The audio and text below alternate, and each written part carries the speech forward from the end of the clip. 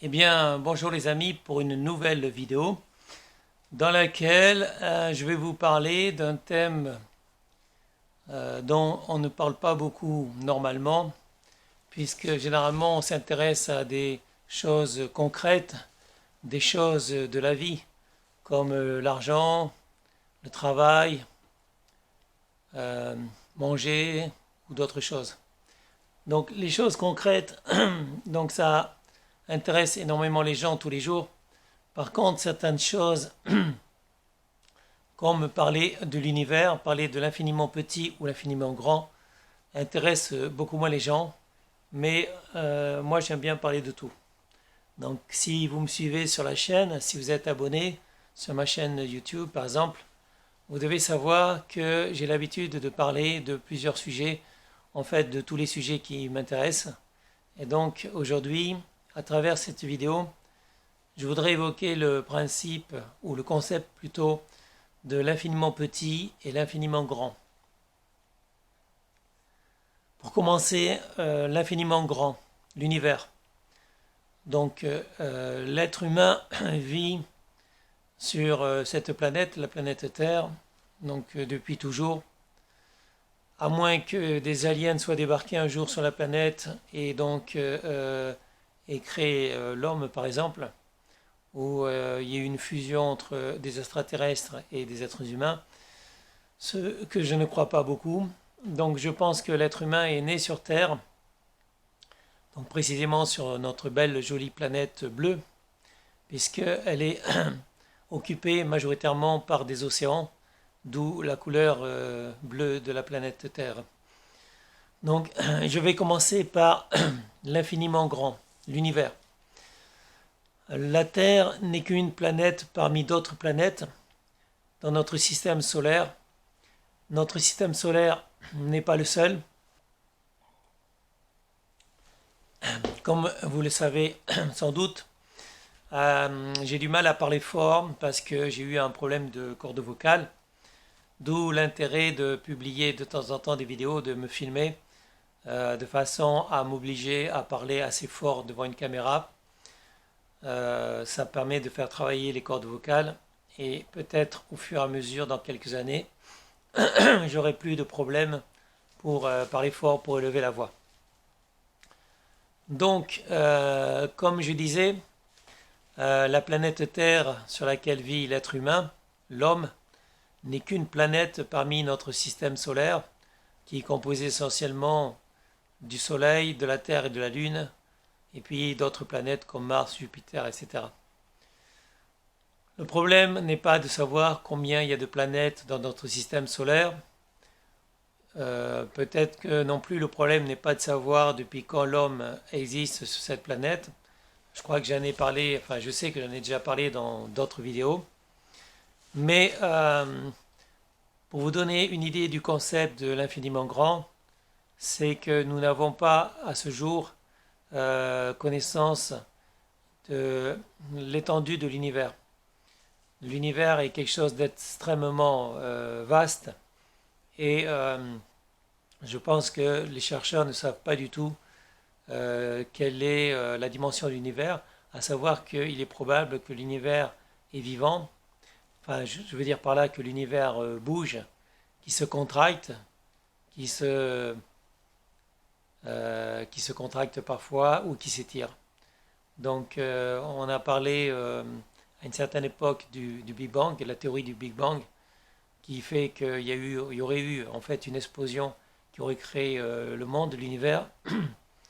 Donc, il y a la théorie du chaos, enfin plusieurs théories, mais on est sûr de rien pour l'instant et on ne sait pas du tout quelle est la taille de l'univers actuellement et si l'univers arrivera plutôt un jour à sa fin.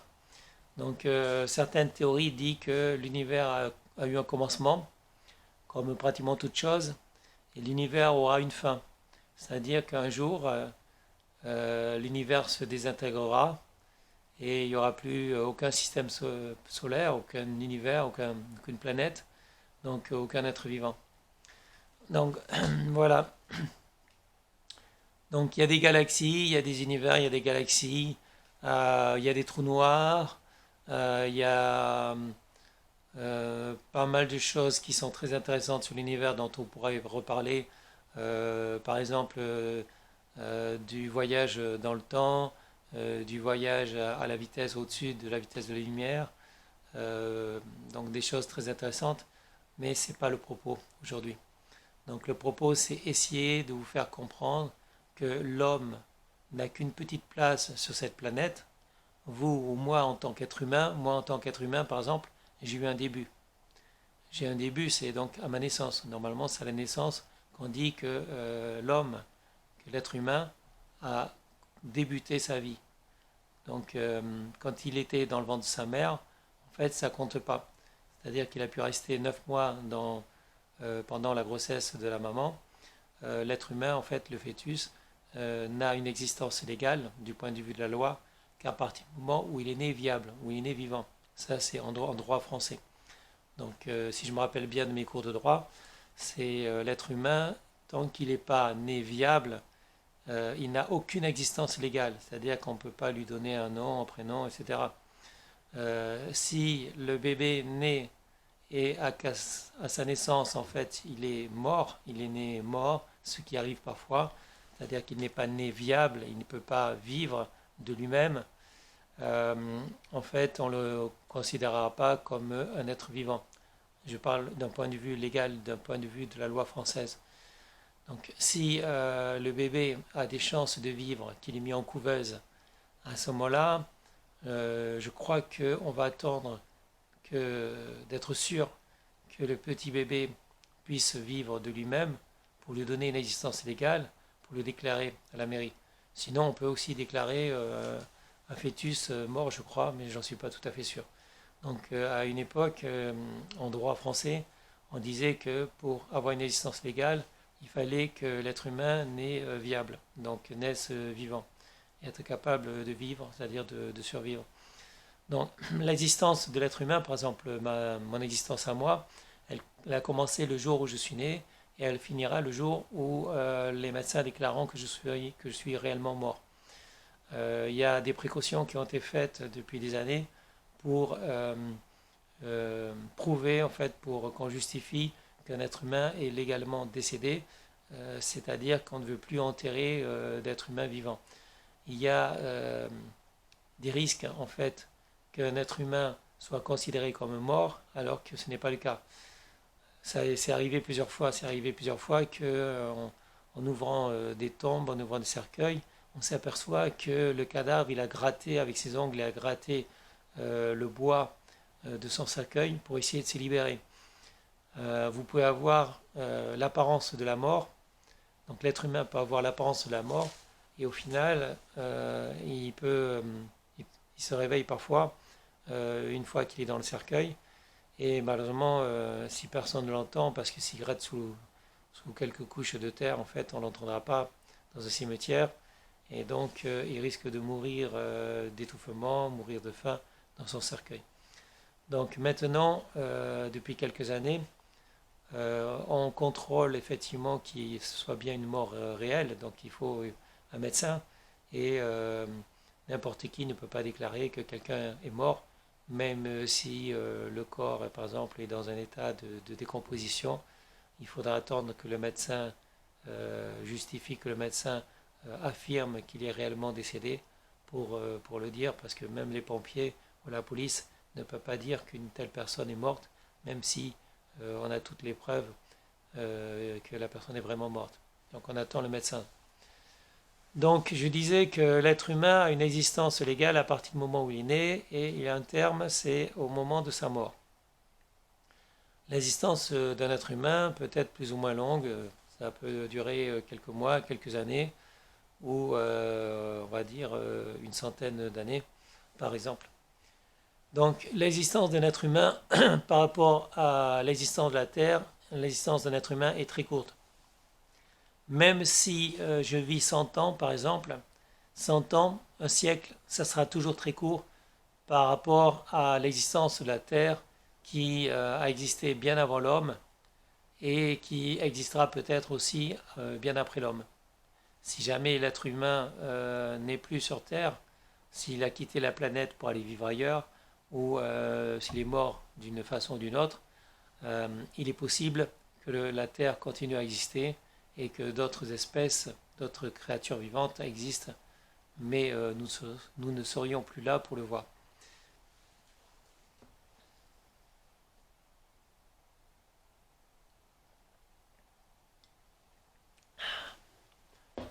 Donc, comme je disais, euh, nous ne sommes rien, l'être humain par lui-même, la personne, pas l'espèce. Donc moi, par exemple, en tant qu'individu, je ne suis rien sur Terre par rapport à l'espèce humaine qui a existé bien avant moi et qui existera sans doute bien après moi.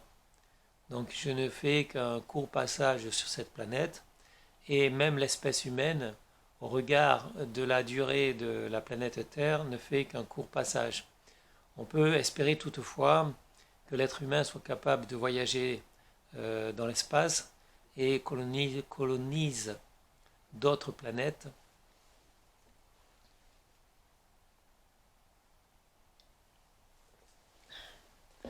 Mais la question n'est pas là pour l'instant. Je voulais simplement vous évoquer l'existence d'un seul individu par rapport à en fait sa place, le rapport d'un individu par rapport à sa place sur la planète Terre, par rapport à sa place dans l'évolution de l'être humain et même l'espèce humaine par rapport à l'univers.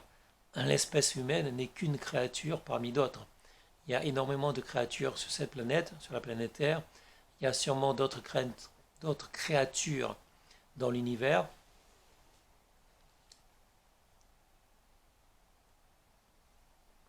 C'est le matin, donc j'ai un peu de mal, mais je tenais quand même à faire cette vidéo, même si j'ai un peu des difficultés pour parler. Peut-être dans la journée, je ferai d'autres vidéos. Donc, j'ai travaillé cette nuit, mais je tenais quand même à faire cette vidéo. Et je mettrai, là je filme actuellement avec un fond bleu, je mettrai un fond différent tout à l'heure quand je ferai le montage de la vidéo. Donc voilà, donc je disais, moi en tant qu'individu, je ne suis qu'un petit rouage, qu'une petite pièce dans l'évolution de l'homme, dans l'évolution de l'être humain.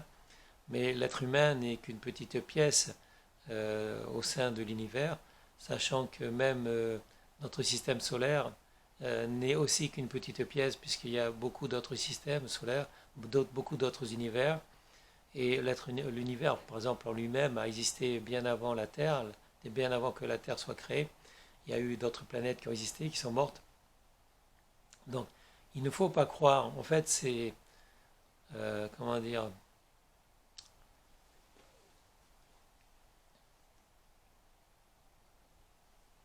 moi, je veux pas aller contre les faits que certaines personnes croient qu'il existe un Dieu qui a créé l'homme, qui a créé l'homme pour le placer sur une planète et que nous soyons au centre de la Terre, au centre de l'univers même. Tout le monde, quand il est enfant, moi par exemple, quand j'étais enfant, je pensais que j'étais le centre de l'univers.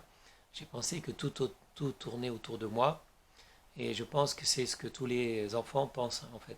C'est-à-dire que vous pensez que la seule chose qui importe en fait, c'est vous. Quand vous êtes bébé, quand vous êtes enfant, vous pensez que vous êtes le centre du monde, que les gens qui sont autour de vous, par exemple, quand vous êtes bébé, c'est-à-dire vos parents, votre père, votre mère, en fait, ils sont là pour vous servir.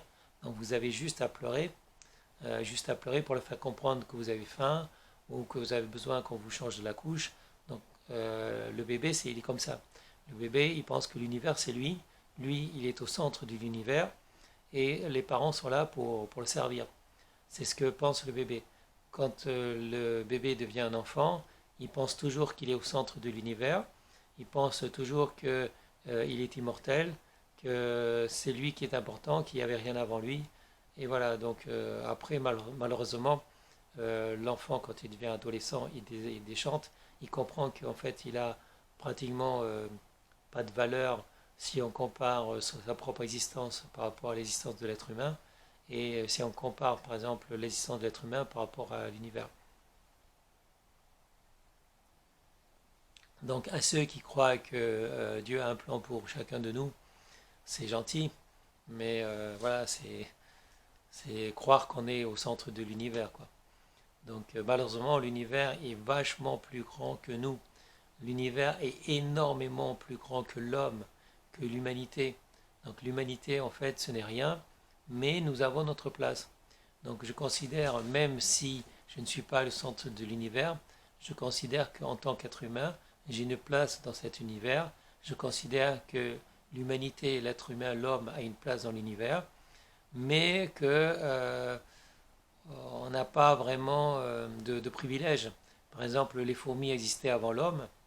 Donc si on prend les fourmis, les cafards et d'autres animaux comme ça, par exemple des serpents, ils existaient avant l'homme et ils peuvent exister après l'homme. Donc nous, on est actuellement l'espèce intelligente qui domine. Avant, c'était pas nous. Les dinosaures ont dominé la Terre pendant des siècles. Donc les dinosaures étaient beaucoup plus forts que les hommes. Et donc c'était l'espèce qui dominait. L'être humain, de par ses mains, a su créer des outils qui lui ont permis de dominer la Terre, dominer les créatures qui sont tout autour de lui.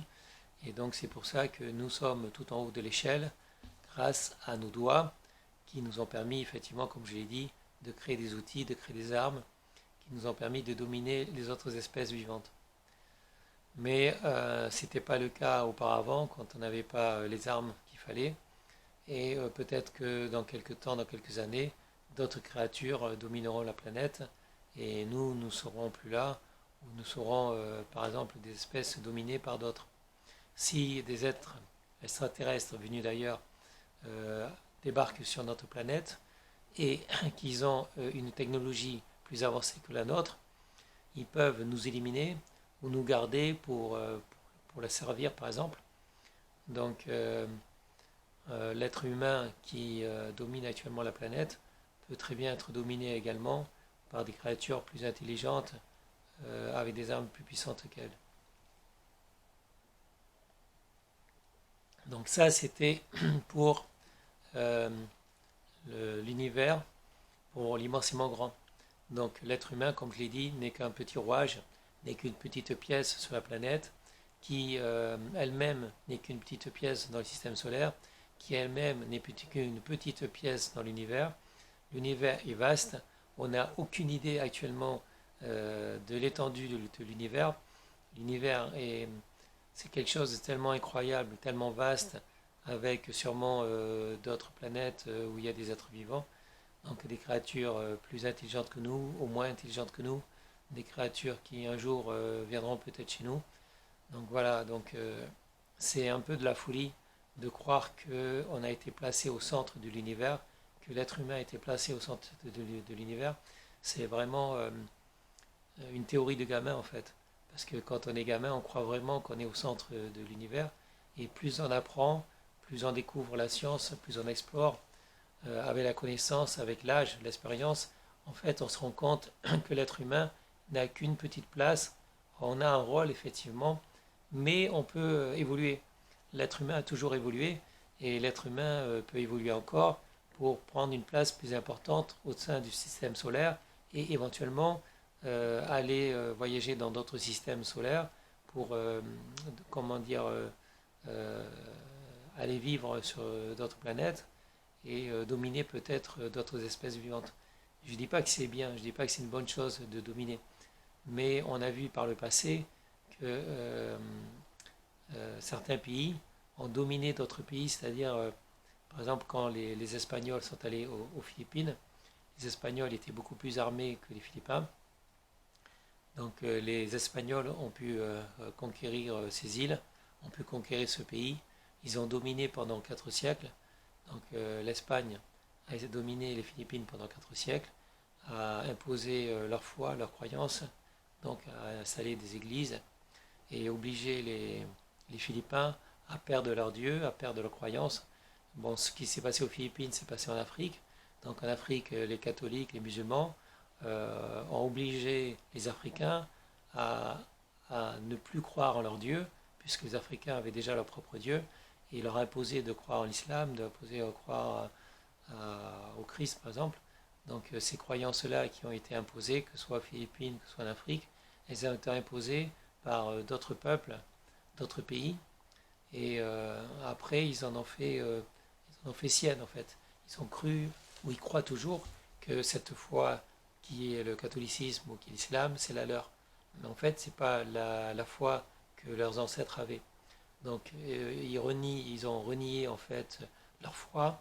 Ils ont été déportés. Certains ont été déportés comme esclaves, mais maintenant ils vouent comment dire, une reconnaissance vis-à-vis de leur ancien maître. Donc ce qui est arrivé en Afrique, ce qui est arrivé aux Philippines, peut très bien arriver chez nous, êtres humains sur la planète Terre. Des aliens, des êtres extraterrestres peuvent très bien débarquer chez nous et nous imposer leur propre Dieu. Donc ça peut arriver par exemple dans un an, ça peut arriver dans 10 ans, ça peut arriver dans un siècle. On n'est pas à l'abri que des êtres d'une autre planète, plus intelligents, plus évolués que nous avec des armes, nous imposent des croyances et nous disent de vénérer tel ou tel Dieu à eux et nous obligent à renier nos anciens dieux. Donc de toute façon, si on se souvient bien, les Égyptiens avaient leurs dieux, les Grecs avaient leurs dieux, les Romains avec leurs dieux, les Indiens ont toujours leur propre dieu. Donc voilà, bon ça c'est pour l'infiniment grand. Je pense qu'on a fait le tour de l'infiniment grand. En ce qui concerne l'infiniment petit, il faut savoir que la particule la plus petite, c'est l'électron. L'électron est une partie de l'atome, mais l'atome est constitué à 99,99% de vide. Donc si on se souvient de ces cours de physique, on se souvient peut-être que déjà l'atome, c'est comment dire, l'élément, presque l'élément le plus petit du corps humain. Mais en fait, c'est pas vraiment l'atome. Au sein de l'atome, il y a 3,99 fois plus petit que l'atome lui-même. Il y a des électrons qu'on ne peut pas diviser, qu'on ne peut pas couper. L'électron est négatif. L'électron a une charge négative. Et l'électron serait normalement l'élément le plus petit du corps humain. Qu'est-ce que ça veut dire en fait? Nous, êtres humains, on est composé de matière. Je pense que tout le monde est d'accord sur le fait que l'être humain est composé de matière. Il y a également de l'esprit, un esprit qui nous anime. Cet esprit, en fait, chimiquement, c'est comment dire, des ondes électriques qui parcourent le corps, qui vont du cerveau jusqu'à tous les organes et jusqu'aux terminaisons du corps humain, c'est-à-dire au bout des doigts des pieds, des doigts des mains. Donc on a des nerfs, on a tout un réseau en fait dans lequel l'électricité circule, mais ces petits courants électriques en fait proviennent au départ du cerveau, si je ne me trompe pas. Donc tout ça, le cerveau, en fait c'est l'esprit, c'est là qu'il y aurait l'esprit. L'esprit, il y en a qui appellent ça l'âme. Donc il y a un médecin américain qui avait pesé, qui avait pendant quelques années essayé de déterminer quel était le poids de l'âme, et il s'était livré à une expérience en pesant des malades qui allaient bientôt mourir, en les pesant juste avant de mourir et en les pesant après la mort. Bon, c'est une expérience qui est interdite désormais.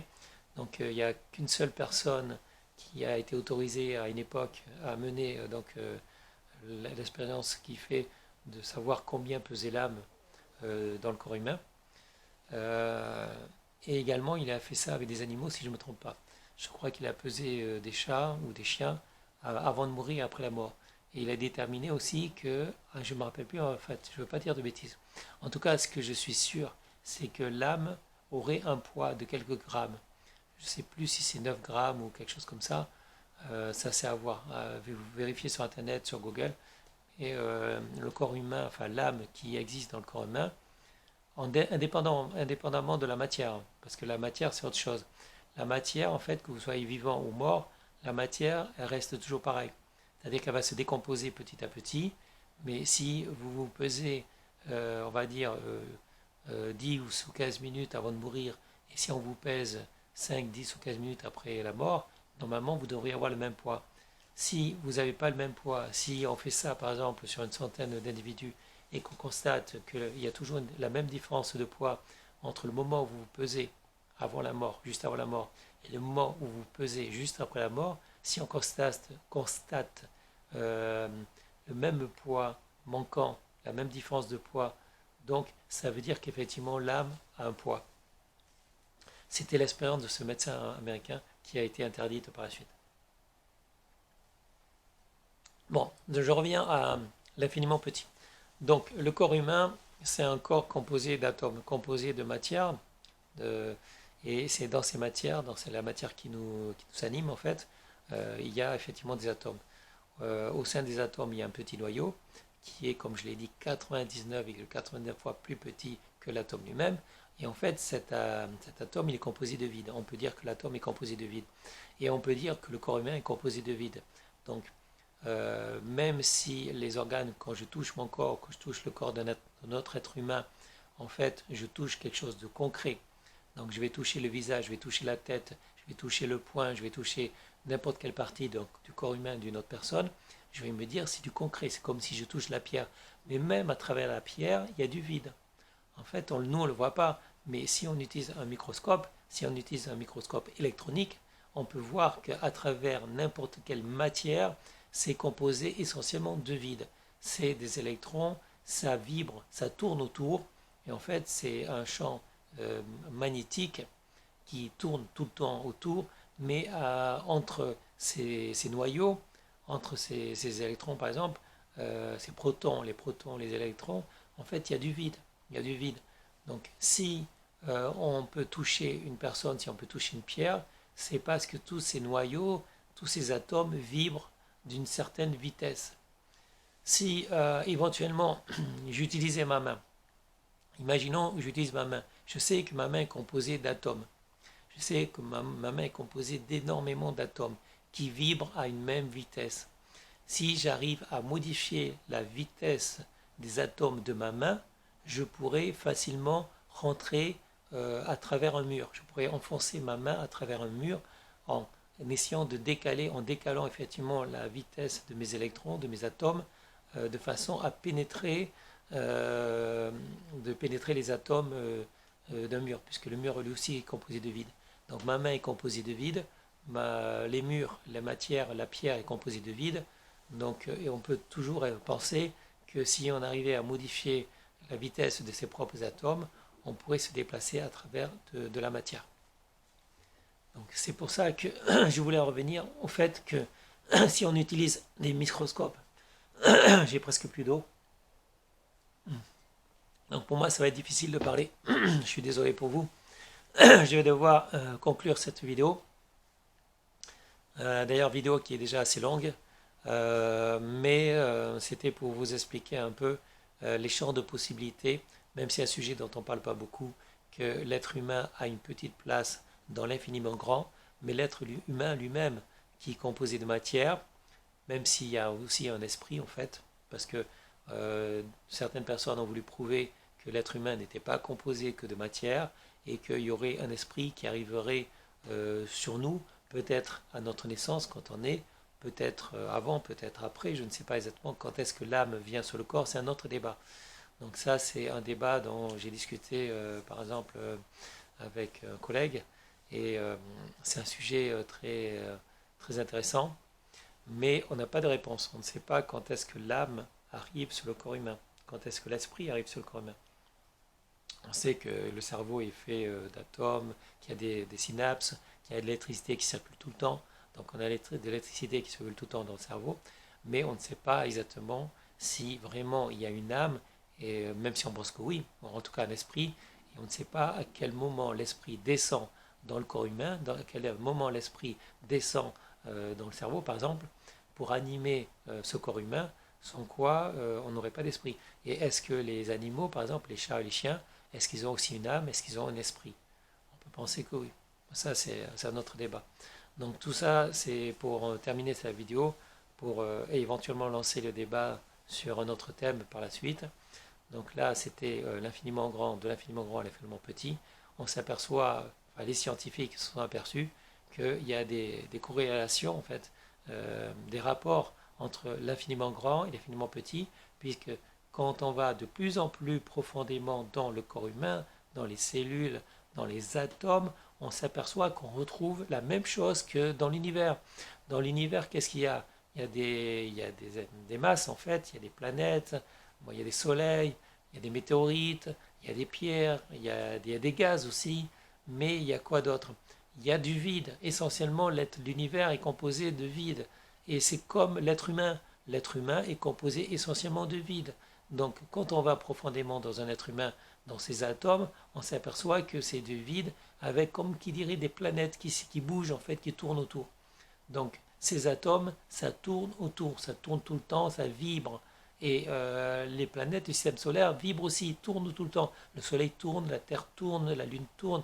Tous ces, euh, tous ces corps célestes sont en mouvement. Donc, ce qu'il faut voir, c'est que l'univers n'est pas figé. L'univers, c'est pas une photo.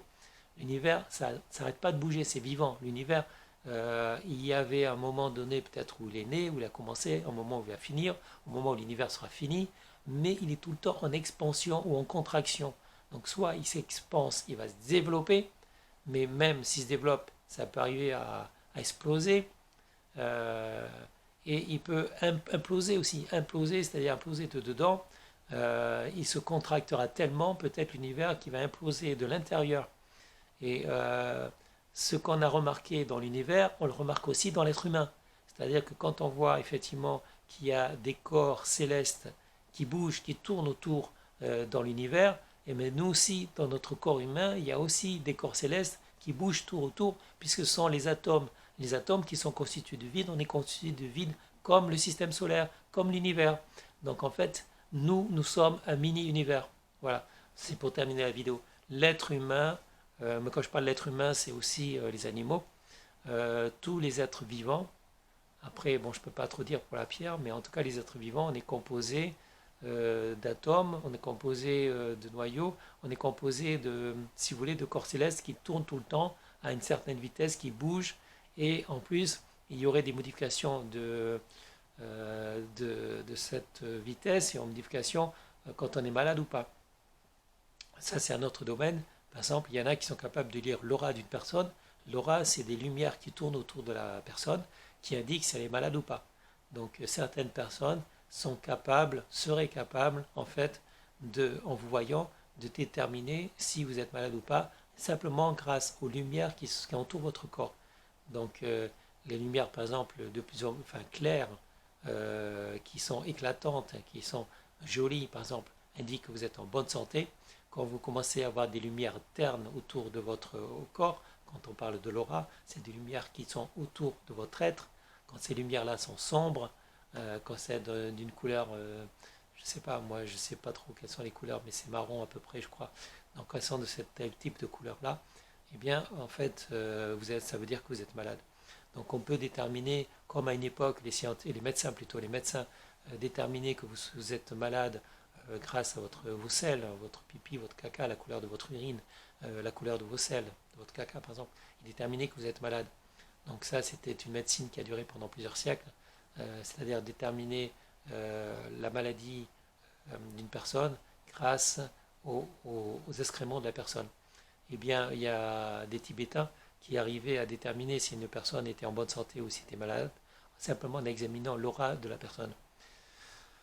Voilà, mais en fait, ça c'est un autre débat. Donc il y a tellement de sujets intéressants que j'aimerais parler avec vous.